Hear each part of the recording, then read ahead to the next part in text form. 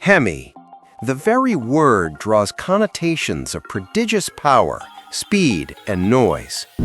So named for the hemispherical-shaped combustion chambers that allowed for maximum detonation of a voluminous fuel-air mixture, the Hemi engine transformed any Dodge, Plymouth, or Chrysler vehicle into the most feared competitor to go up against on the drag strip or stoplight in the 1960s and early 70s. Capable of producing a factory underrated 425 horsepower and 490 pound-feet of torque, the classic 426 Hemi, depending on the model of car that it was in, could cost as much as a third of the price of the entire vehicle. Because of this, very few Hemi-equipped cars ever left the factories of Dodge, Plymouth, or Chrysler. Many of the vehicles that did have the elephant motor in them were amongst the most desirable muscle cars of the entire golden era, and today can fetch millions of dollars at auction, owing to their performance and scarcity. In past editions of this column, we have looked at a number of the notable Hemi muscle cars of the golden era, such as the 1970 and 71 Hemi Cutis, the 1967 Dodge Coronet RT Hemi, and the 1968 Dodge Hurst Hemi Dart LO23 Superstock. This month, though, I thought we'd examine one of the last 426 models built, and therefore one of the most overlooked. If you're interested, join me for a deep dive into the 1971 Dodge Super Bee 426 Hemi. The Dodge Super Bee was a variant of the Dodge Coronet, one of the marque's most storied and enduring models. Introduced during the first wave of Dodge vehicles to be produced after the end of the Second World War, the Coronet, whose name translates from French as Little Crown, was released as a full-sized vehicle in 1949, with two lesser trim levels, the Wayfarer and Meadowbrook, beneath it in the lineup.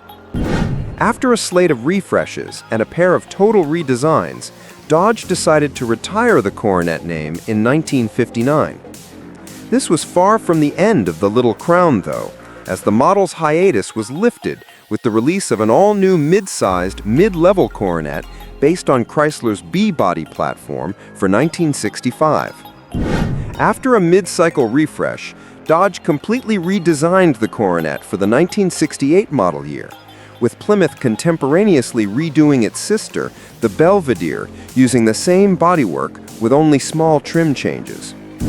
With the muscle car wars in full swing that year, Plymouth had decided to offer two distinct performance variants of the Belvedere: the GTX, marketed as an upscale, highly equipped gentleman's muscle car, and the Roadrunner, occupying a no-frills, low-cost speed machine in the lineup. Conversely, Dodge had decided to go with only one Coronet hot rod for 1968, the Coronet RT. That is, until Plymouth's Roadrunner proved to be a massive sales success out of the gate. Dodge executives quickly became desirous of their own slice of the low-cost muscle car pie, so they hastily configured and released a Dodge-branded, bargain-priced performance model, the Dodge Super Bee, midway through the model year. Available only as a two-door pillared coupe, the Super Bee's aesthetic differences from its parent, the Coronet, were decidedly subtle. On the exterior, they consisted of bespoke grille and taillight treatments, as well as unique badging and stripes. Taking a cue from the Roadrunner, the Super Bee's tail stripe included a stylized cartoon image of a bee sporting a race helmet and goggles, in lieu of the runner's Warner Brothers cartoon character. The Super Bee came equipped with the 38.3 Magnum, a new version of the standard 38.3 that borrowed heavily from the 440's parts bin, using the larger engine's heads, cam, windage tray, and exhaust manifolds.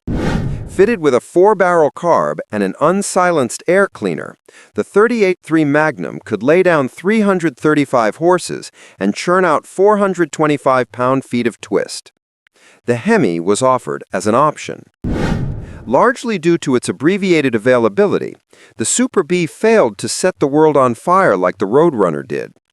By the end of the model year, only 7,844 had been built, compared to a massive 44,599 examples of its Plymouth cousin. For 1969, a special options group was made available for 9 Super Bees known as the A12 package.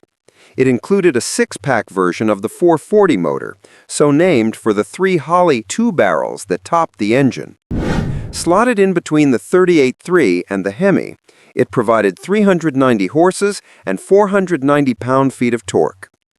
A $463 option, the A12 package also added heavy-duty engine internals, a Dana 60 axle with 410 gears, 11-inch drum brakes, black steel wheels with performance tires, and a matte black lift-off hood with a massive scoop emblazoned with a 6-pack call-out. Sales of the 9 Super Bees reflected the attractive new options and features, with 27,806 cars finding homes that year. The year 1970 is considered by many to be the ultimate year for the American muscle car. Horsepower reached its zenith, several important new models were launched, and nearly every brand redesigned or at least refreshed their offerings to start the new decade. Dodge and Plymouth were prime examples of this.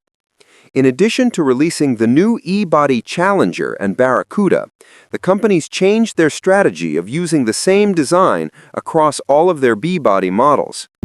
While the Roadrunner and GTX retained the same sheet metal of the 1969 models, Dodge gave their Coronet and Super Bees a fresh look, designated fuselage styling, that would ultimately prove controversial.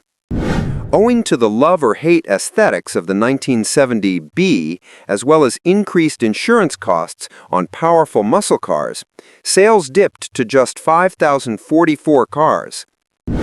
Despite all the effort expended on the 1970 update, Mother Mopar decided to inflict massive changes on the 1971 B-body cars. The Coronet received its own bespoke styling as a 4-door only sedan. The Roadrunner and GTX shared a brand new visage, and the Super Bee was moved away from being based on the Coronet and instead now shared its design with the Dodge Charger. The new look was unusual and in many ways foreshadowed the aesthetic excesses that the 70s would later be known for. The front fascia was an evolution of the B-Wings treatment, but now with a sole outer chrome ring encircling the grille and quad lamps. A lengthy hood followed and led to a compact greenhouse that featured oddly shaped upswept quarter windows. A semi-fastback treatment led to a sloping and fairly long trunk. The rear featured 3 segmented taillights on each side, all surrounded by a chrome ring that echoed the design of the car's front end. Although the actual length of the car had shrunk by a not insignificant 4.5 inches, the styling made the car look dramatically bigger than its predecessor, and not everyone was in love with the overall motif once again.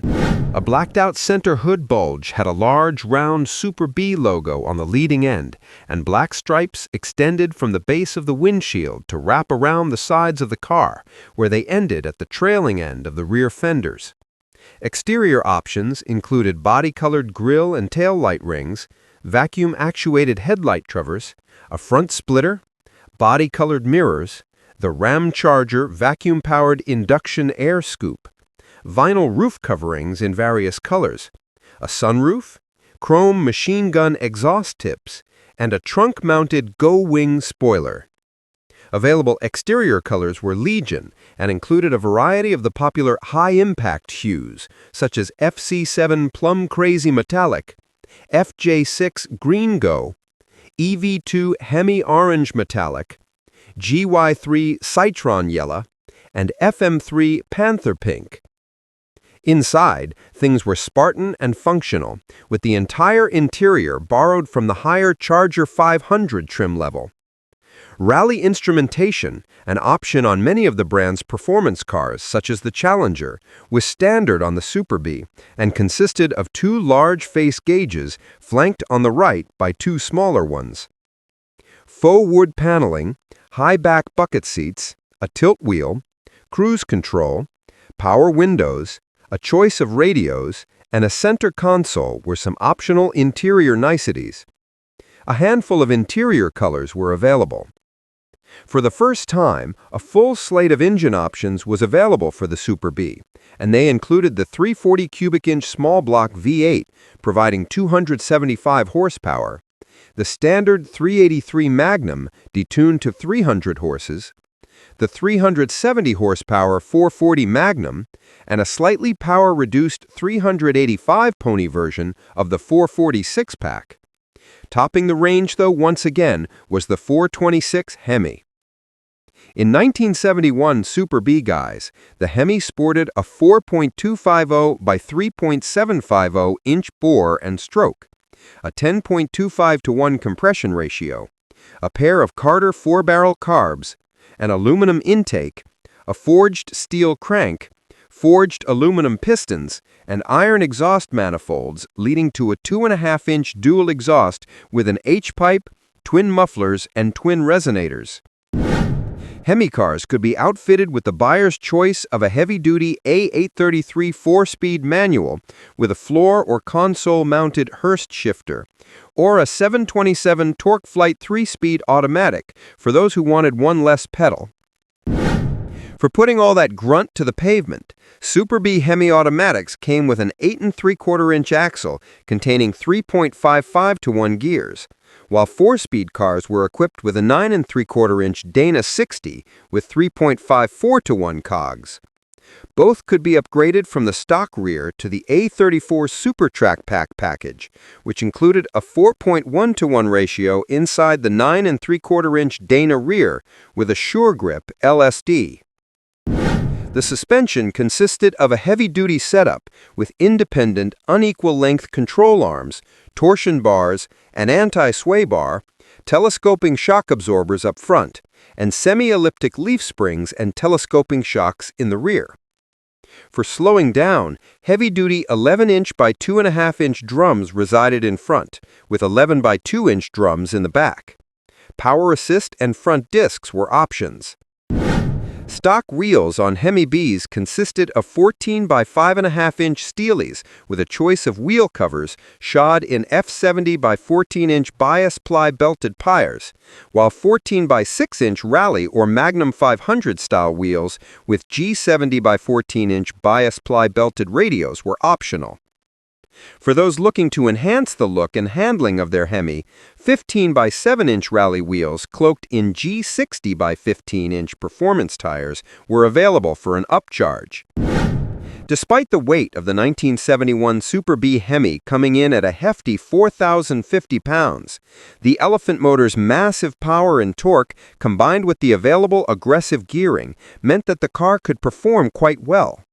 While not on par with the lighter E-body Hemi Challengers and Hemi Tudas, the 1971 Dodge Super Bee Hemi with a 4-speed and the Super Track Pack could reach 60 miles per hour in 5.6 seconds and trip the quarter mile in 13.7 seconds, according to a publication that tested the car. Perhaps owing to the car's controversial styling and massive insurance premiums on muscle cars introduced in 1971, few people opted to purchase a Super Bee that year. Only 5,054 were built, and of those, an astonishingly sparse 22 cars rolled out of the factory equipped with a 426 Hemi under the hood. Of that number, 13 had slush boxes and 9 possessed 4-speeds. Realizing that the Super Bee was no longer the bang-for-your-buck attraction that it once was, Dodge discontinued the Super Bee after the '71 model year was completed. With it died the 426 Hemi, a victim of increased EPA standards. In its 4-year run, though, the Super Bee name reached legendary status, and today is highly sought after, with numbers-matching Hemi cars known to fetch in excess of $500,000 at auction. A boatload of cash for sure, but understandable given the 1971 Dodge Super Bee 426 Hemi as one of the golden era of muscle's top rare rides.